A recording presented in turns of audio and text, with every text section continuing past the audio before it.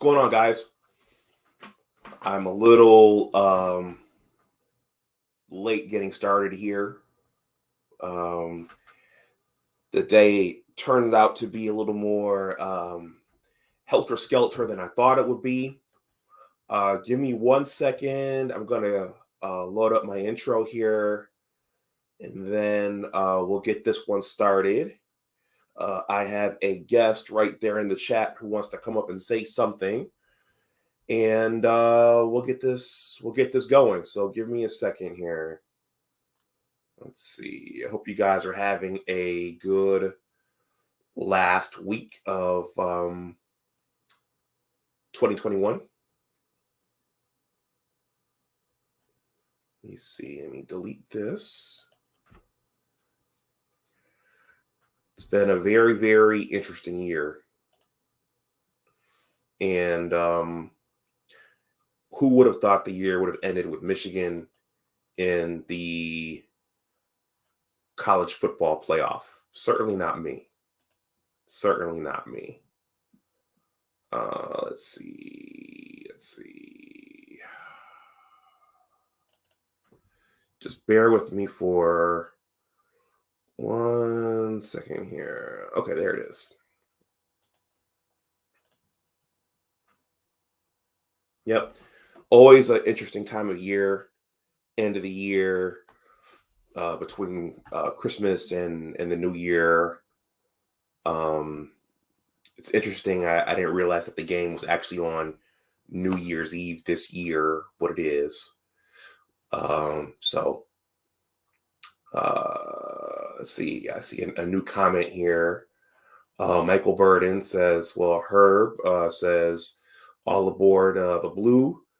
Is that the blue train? Michael Burden says, got my seat. And Michael Burden says, hey, go blue. All right, guys.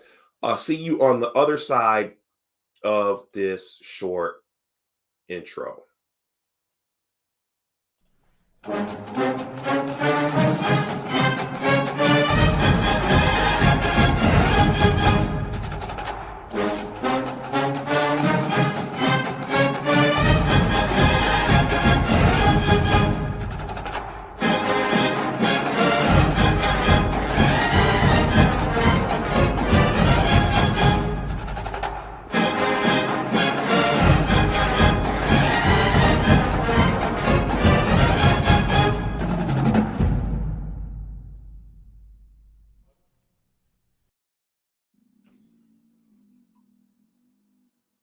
Hey guys, welcome back to my channel. My name is Dr. Anwar Youssef Dunbar, and this is Big Discussions 76 Sports.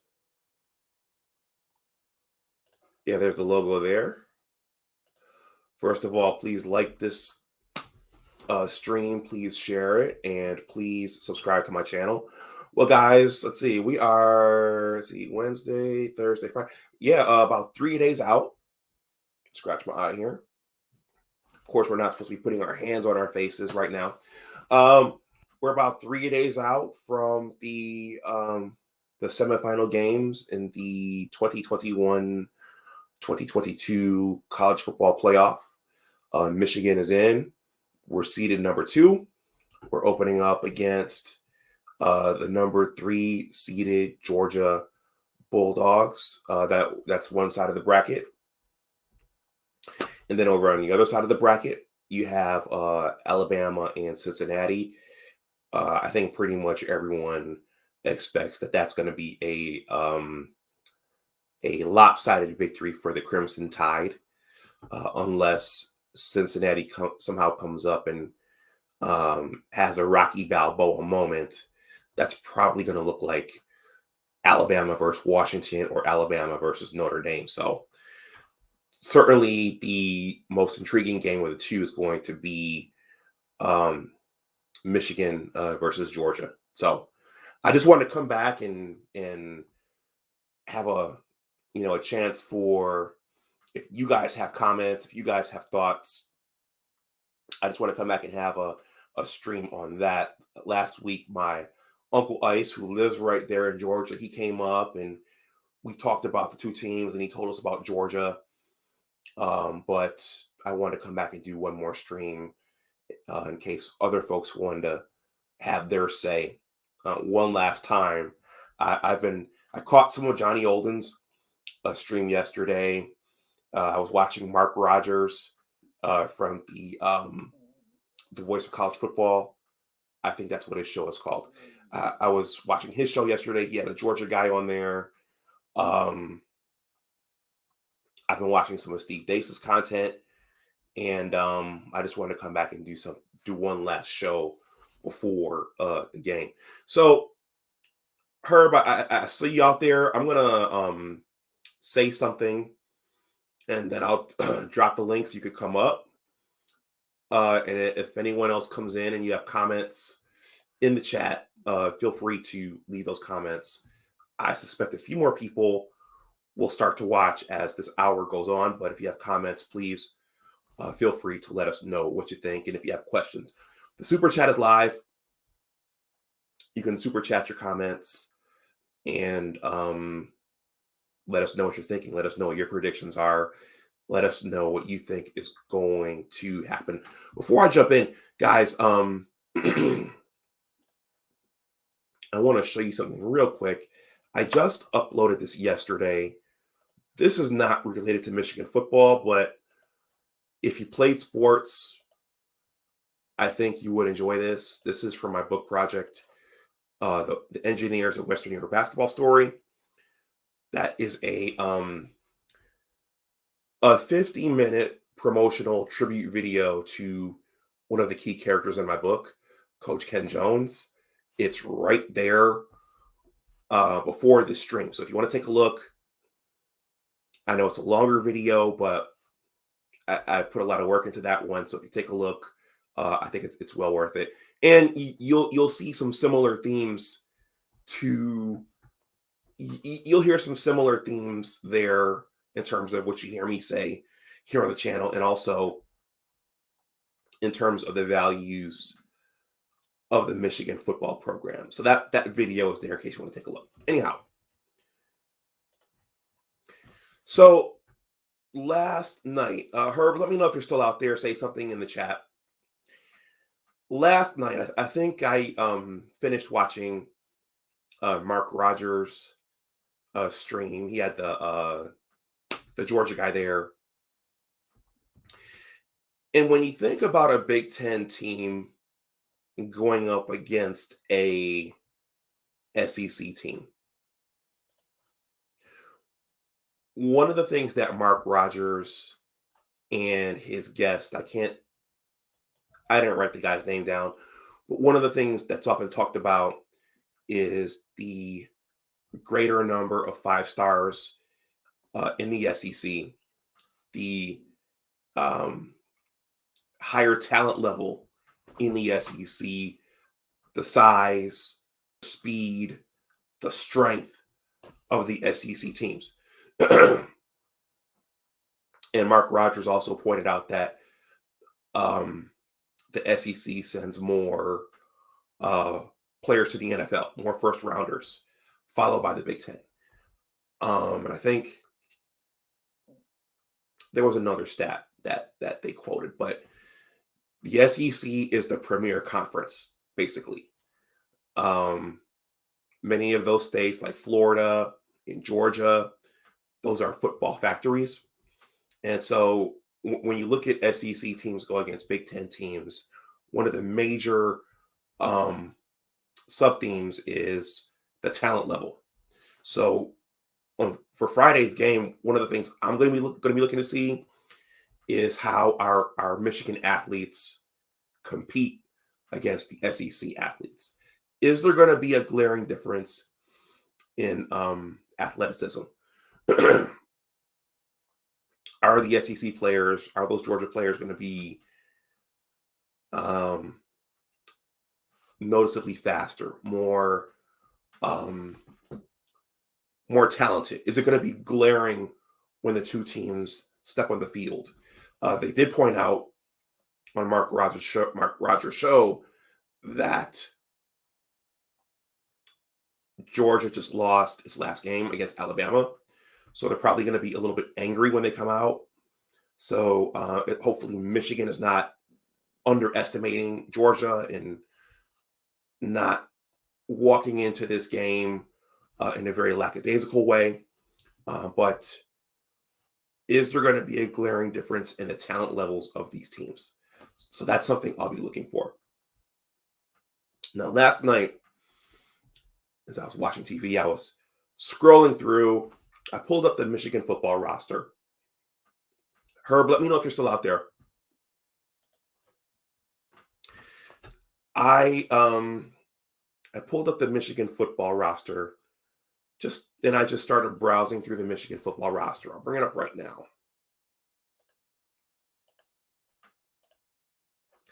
As you guys can tell, I'm having some issues with my voice. I'm in Buffalo. It's cold. And my throat's kind of, yeah. So I just put up the Michigan football roster, and I was going through the whole thing. And just looking at the athletes, where they're from, the different position groups. I was thinking today, here's Ronnie Bell. Hey guys, what do you think the chances are that Ronnie Bell suits up for this game? I mean, he tore his hamstring, he tore his ACL.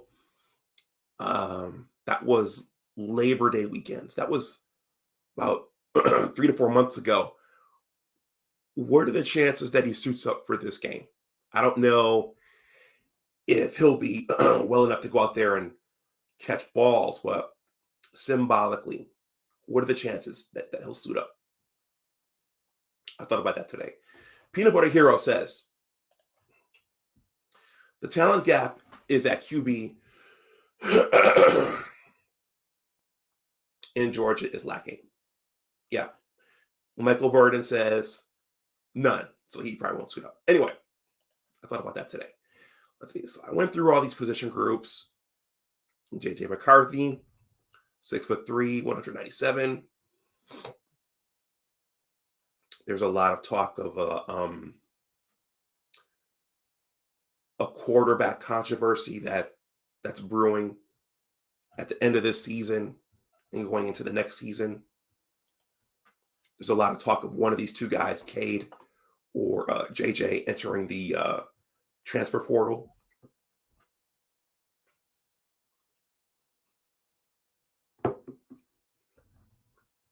This Buffalo weather in my voice.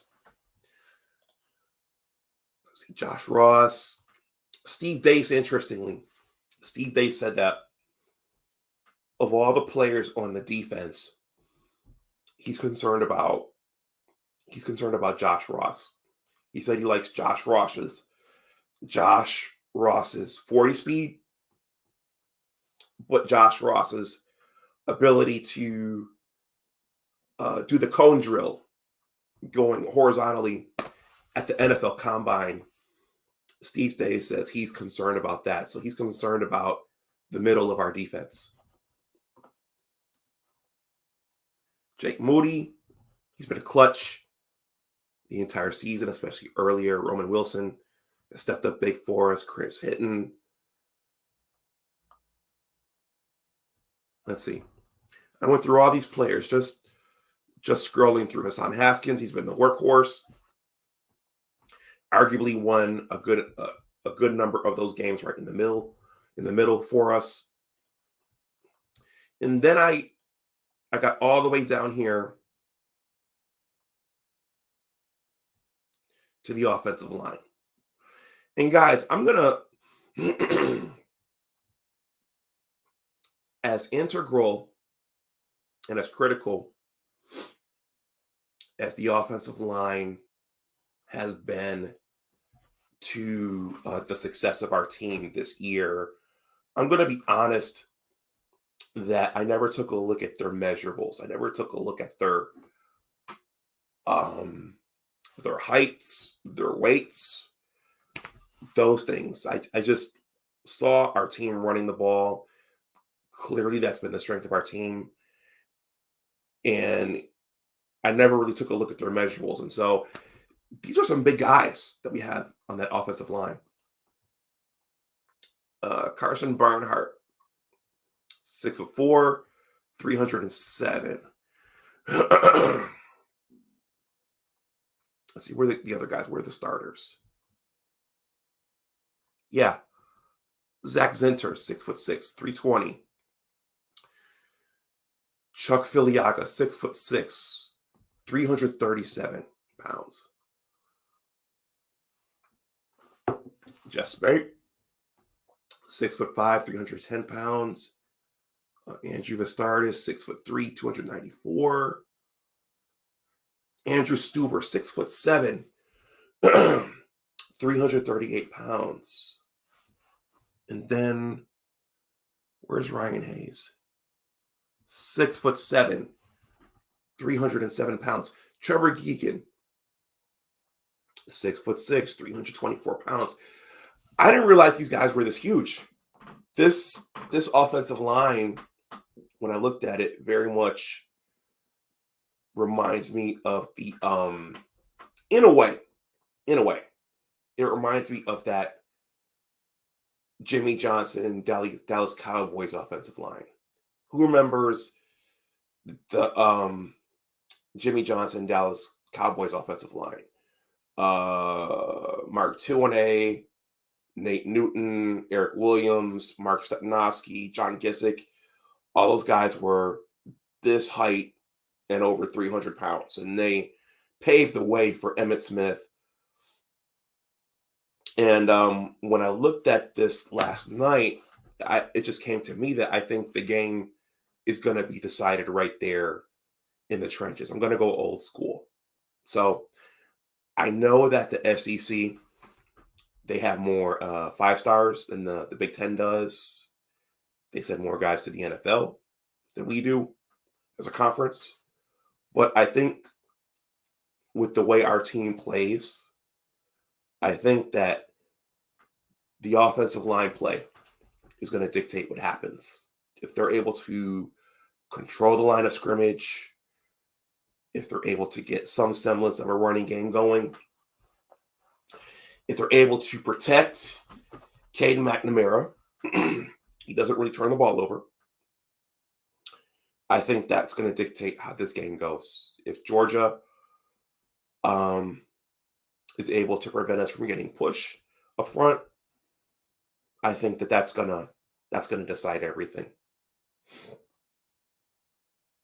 And as I was looking at their measurables last night and today, I was thinking that this is probably what Jimbo was missing on the 2016 JT Barrett first down team, an offensive line just like this. Also, the Revenge Tour team. The Revenge Tour team. Now, we blame that game on Don Brown, but the Revenge Tour team, Jimmy saw fit to keep handing the ball off to Karan Higdon. Behind an offensive line like this, we probably would have had more success with that game plan. Michael Burden says, Locked On Bulldogs thinks Hayes can be exploited. Okay. Yeah, so I think that's going to depend on, that's probably during in passing situations. So I have to admit, I don't know every Georgia player. So if they have some talented rushers on the ends, then maybe that's true. So, but I think that was my main point. That's what I want to say. I think the game is going to be decided there. Skill position players, where Cade throws the ball, the number of snaps JJ McCarthy gets in there, Blake Corum, Hassan Haskins, Donovan Edwards. I think the game is going to be decided by our offensive line. And the amount of time we keep, we allow our defense to rest on the sidelines. I think that's gonna impact the outcome of the game there. So, Herbert, you still out there? Let's see. Paneru5 Piru says, "Go Blue. Michigan, salute everyone." Michael Burden says, "Go Blue." Let's see. Now, Georgia, I'm going to drop the link. Herb, if you're out there,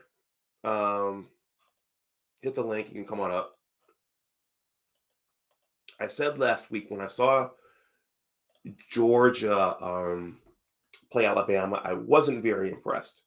Now, it was Alabama. It was Alabama. We know that Alabama is the premier program in the country. Alabama wins this thing every couple of years. But and Bryce Young was playing out of this world. But for Georgia to have been the number one team in the country, they looked very average against Alabama. And I don't, and I believe Stetson Bennett is their backup. So he wasn't even their starter. And I know they have those big tight ends, but they looked underwhelming in that game. So, but Michigan has to be careful here because we could be facing a very, very angry Georgia team. Let me see if.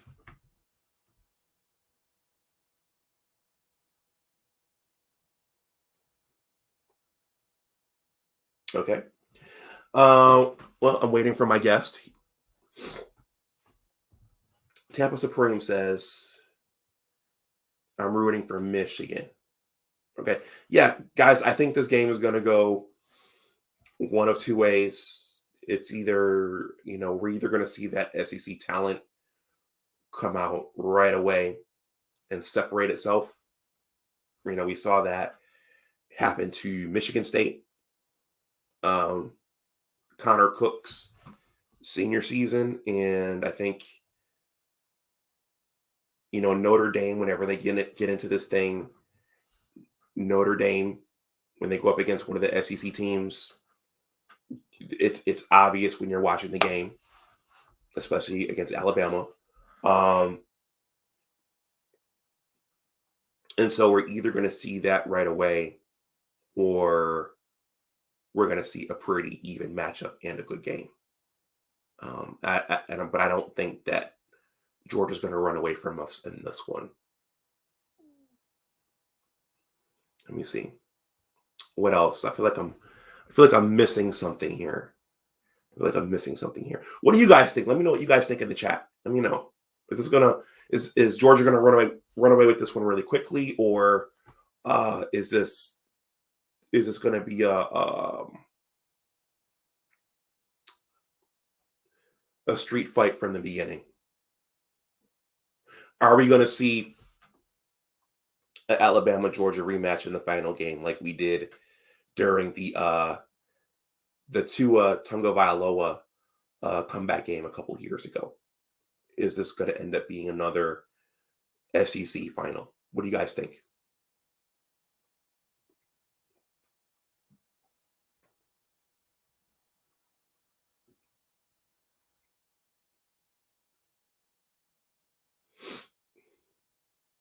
Let's see. Well, Herbert Lewis was going to join me. I saw him. I'm going to drop the link one more time.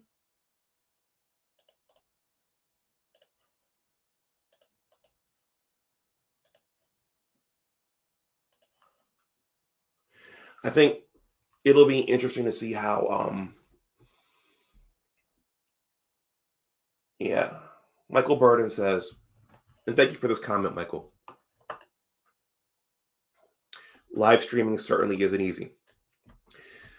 Michael Burden says, I agree. This game is going to be won in the trenches. If Michigan gets more than 150 yards rushing, they will win. Yeah. But I actually typed this in Johnny Olden's chat yesterday. I said that the Wolverines better come ready for something similar to what Iowa did. And I think Iowa did something with its linebackers that prevented our offensive lineman and Hassan Haskins from getting to that second level. So they were able to stuff the run game pretty much right there at the line of scrimmage. So I think that with that being our strength, I think that they better be ready for something like that. Let's Andy Case. Andy Case says we have a chance, but I feel that Cade is going to have to play well. Yep. Well, we know that the good thing about Cade is that he doesn't turn the ball over much. He's had a few glitches here and there, but he doesn't turn the ball over much. So I think what we're going to be looking for is to see that um, he can make those positive throws downfield to really hurt Georgia. So don't turn the ball over, but also make the throws downfield. Let's Toast Media says, let's see. This is going to be a blowout. Well, let's Toast in whose favor? What side? Is it going to be us blowing them out? Or is it going to be them blowing us out? Let's see.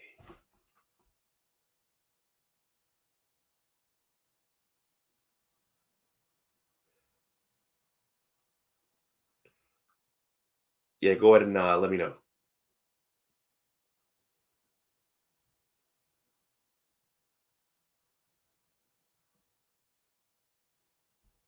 Okay, so let's Toast Media says, oh, you're predicting 41-20 Michigan.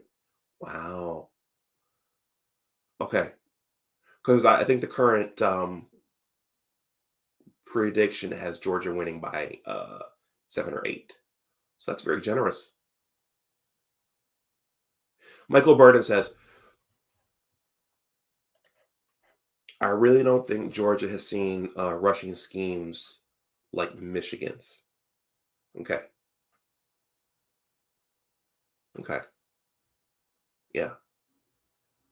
So I mean, the best case scenario is that Michigan comes out and runs the ball the way we did against Ohio State. If we can come out and do that, yeah, game over. Game over. Yeah. But if it ends up being an Iowa thing where they're stuffing everything, then that's going to be a completely different ball game, in my opinion.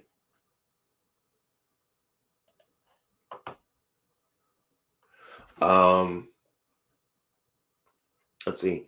Alabama. Yeah, Alabama. Bryce Young was playing out of this world, but those Alabama wide receivers were able to get out into space and catch the ball and make plays. So I don't see why our wide receivers won't be able to do the same thing. Unless Georgia is getting back there in the backfield and getting pressure on Cade, such that he can't make those throws. I think the tight ends are going to be huge. I think that we're going to have to absolutely target Eric All and Schoonmaker, Luke Schoonmaker. Those are big targets. Those delay routes where they block and then they release. I think those could be huge for us as well. But I do think we have the advantage at quarterback.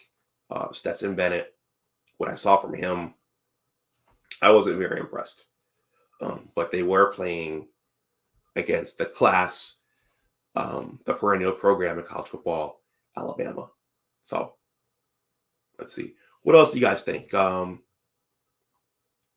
see. What kind of game do you think Cade is going to have? Let's see. If the offensive line is able to get that burst, it's really not going to matter what kind of game Cade has, because we'll just keep handing it off. Let's see.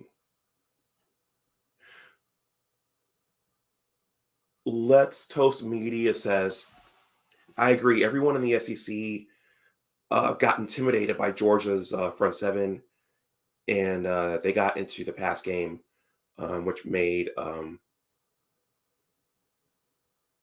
Georgia playoff.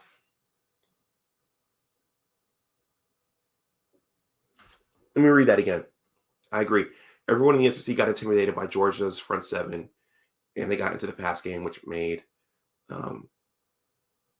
Georgia playoff. Okay.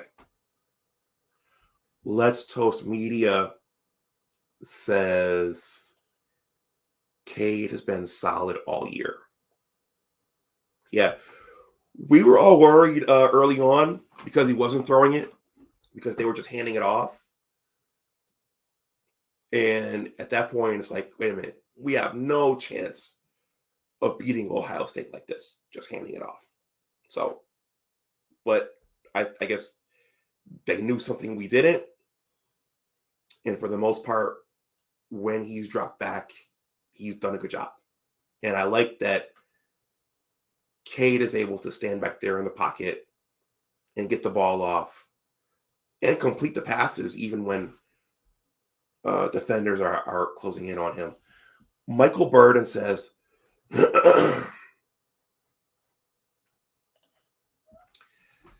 Georgia fans are not impressed by Bennett. Okay. But they do have those big tight ends.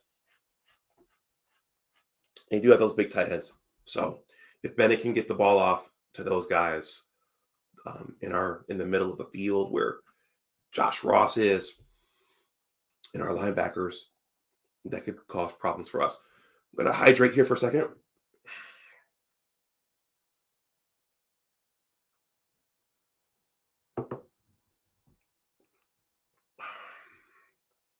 This Buffalo weather.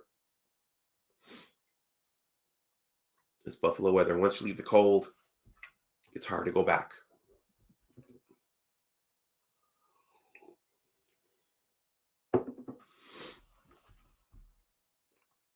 If you're new coming in, please hit the like button. If you've been here from the start, please hit the like button. I'm just having an open stream here. Let me know what you guys think. Let's see.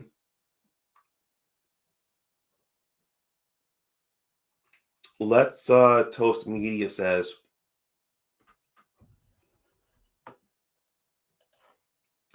Cade got the job done, good or bad. He may have thrown an INT here or there, but he hasn't cost us a game. Yeah. Now, the unfortunate thing, and I don't want to get ahead of us here, but people are talking about this already, is that we're probably going to have a quarterback situation after this season. So Jimbo and the coaching staff have a very, very hard decision to make. Do you keep your veteran who seems to be able to lead the team, who the players have rallied behind? He's not the athletic phenom that JJ McCarthy is. Do you keep him as your starter, or do you name your phenom the starter? Because if your phenom doesn't start, your phenom will likely enter the transfer portal.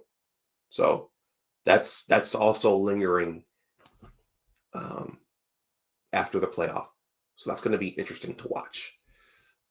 Feels a little bit like Tom Brady and Drew Henson, but I think that Tom Brady was able to separate himself enough for Lloyd Carr to make that decision.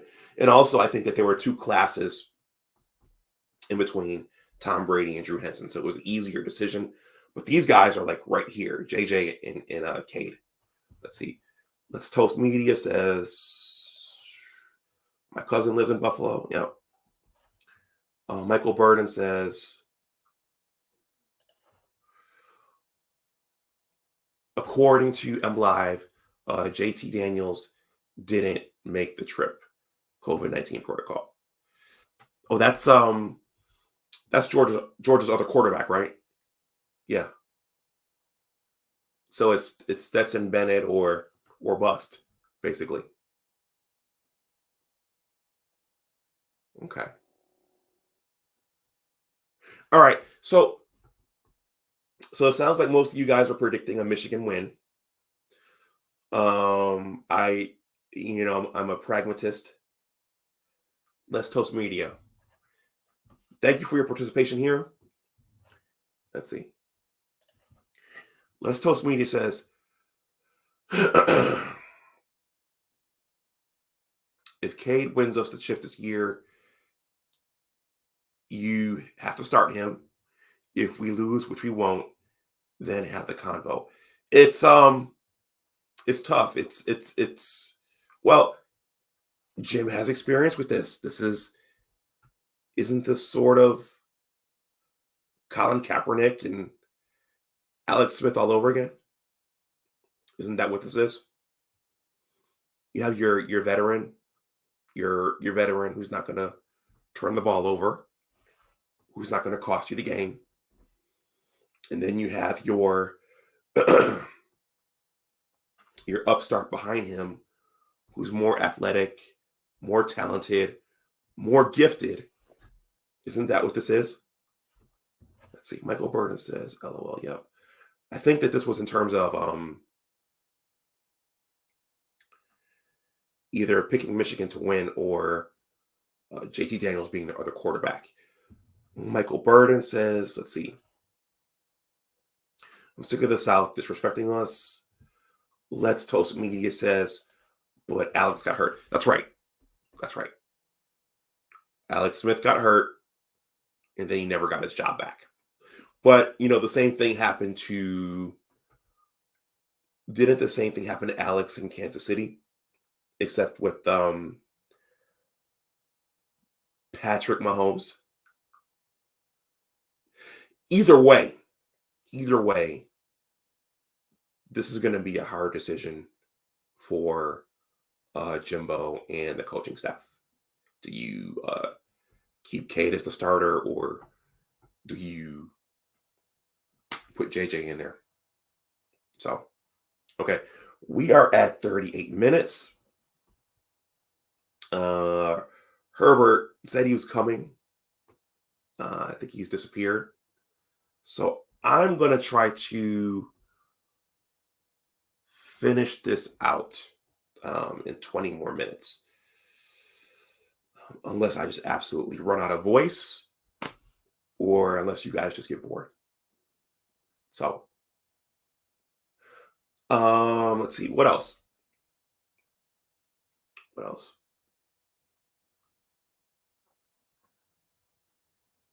Any more comments? Yeah. As much, I'm trying to bounce this off of you guys as much as possible. So whatever you guys have to say there, I will read your comment. Do any of you guys want to come up and say a few words? You guys are welcome to come up. I'll drop the link. You don't have to show your face like I am. But if any of you guys want to come up, I'll drop the link.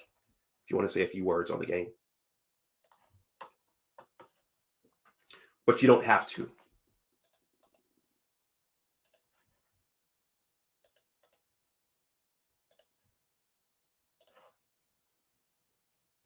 If any of you guys want to come up and say something in the next 20 minutes, you're welcome to do so. You can keep commenting there from the chat. The super chat is live if you want to super chat something to the channel. Let's Toast Media says,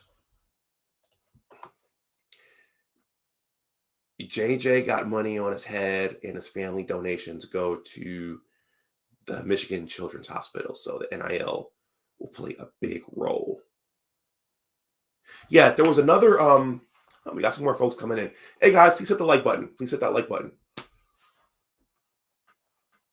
I'm going to let this go just a little bit longer. I'm going to try to keep my voice for you guys. Yeah, there were two other Michigan guys that Mark Rogers was on with, and they were talking about the same thing, and they were saying that JJ already has his path to the NFL already mapped out. So everything on his end is geared towards getting to the NFL. So if he gets to play, he'll stay, but if he doesn't, he'll likely go. Let's see. Or Let's Toast Media says, or Chicago Hospital, something like that. Okay.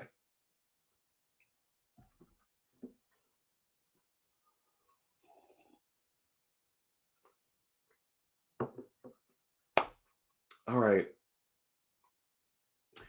I'm going to pull up the just reporting the they're gonna they know that Michigan and Georgia's the better game, so they're putting that one second, and they're putting Bama and they're playing the Bama Cincy game first. I'm going to pull up the prediction for the Bama Cincinnati game. I didn't take a look at that. Give me a second.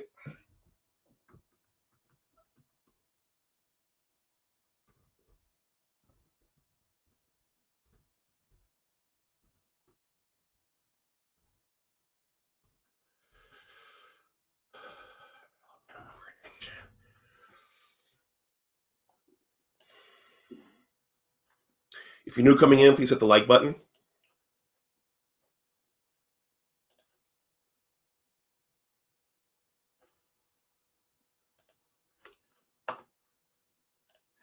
Guys, I had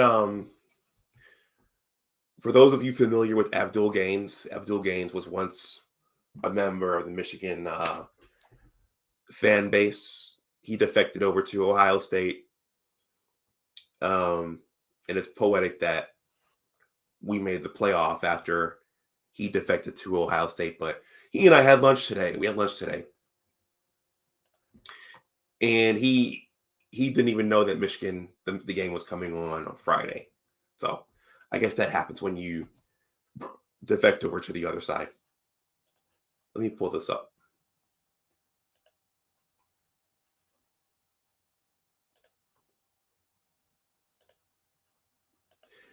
If you guys want to super chat anything that's live,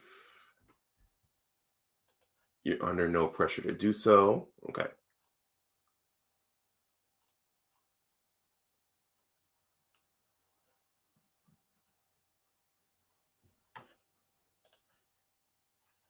Yeah.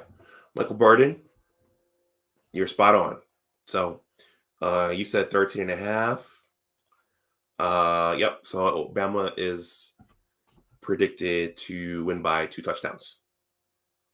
So that game should be pretty lopsided, and the Michigan game should be the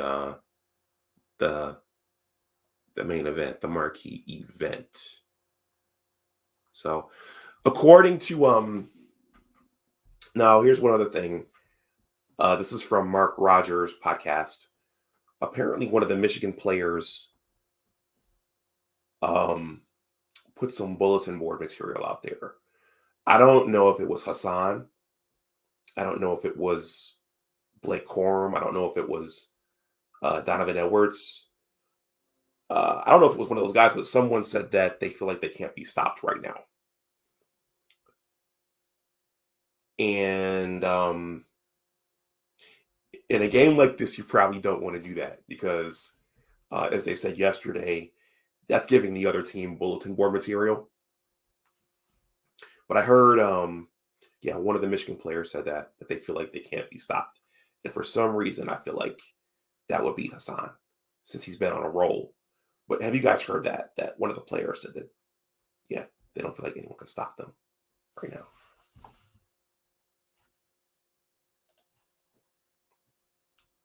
Okay.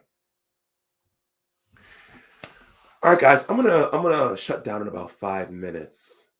I just wanted to do one more stream before the game on Friday. In the last stream, me and my uncle talked quite a bit, and I just wanted to give myself the chance to say whatever you guys thought and predicted. I think the game is going to be decided. Michael Burden said, "No, but good." Also, Michael, you don't mind giving the other team bulletin board material? I don't think that's wise to give the former #1 team bulletin board material after they got humiliated against Alabama in their conference championship game.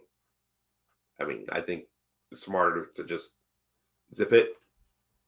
You go out there and play, let your play talk for you. But I wouldn't have done that. So, and I think Karan Hickman did the same thing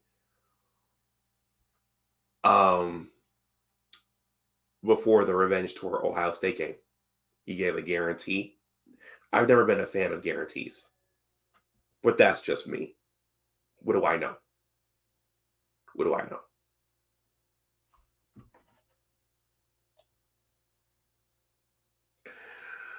All right, guys, I'm nursing my voice here. I'm nursing my vocal cords. My vocal cords. I'm nursing my vocal cords here. So, yeah, I'll do something after the game. I'm a little fuzzy on my travel schedule right now for obvious reasons.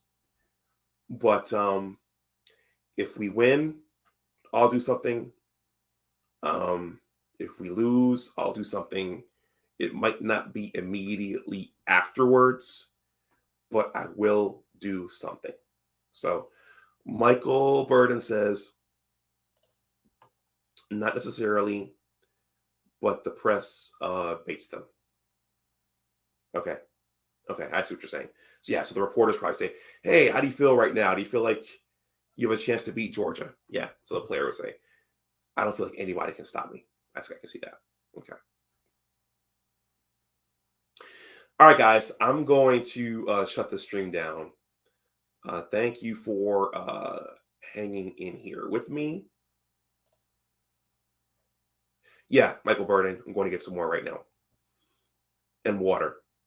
So, yeah, guys, be safe out there and enjoy the game on Friday. If you're watching on the playback, please like, share, and subscribe. Go blue. Go blue. And as always, remember that your attitude determines your altitude. Take care, and I'll talk to you the next time. Bye-bye.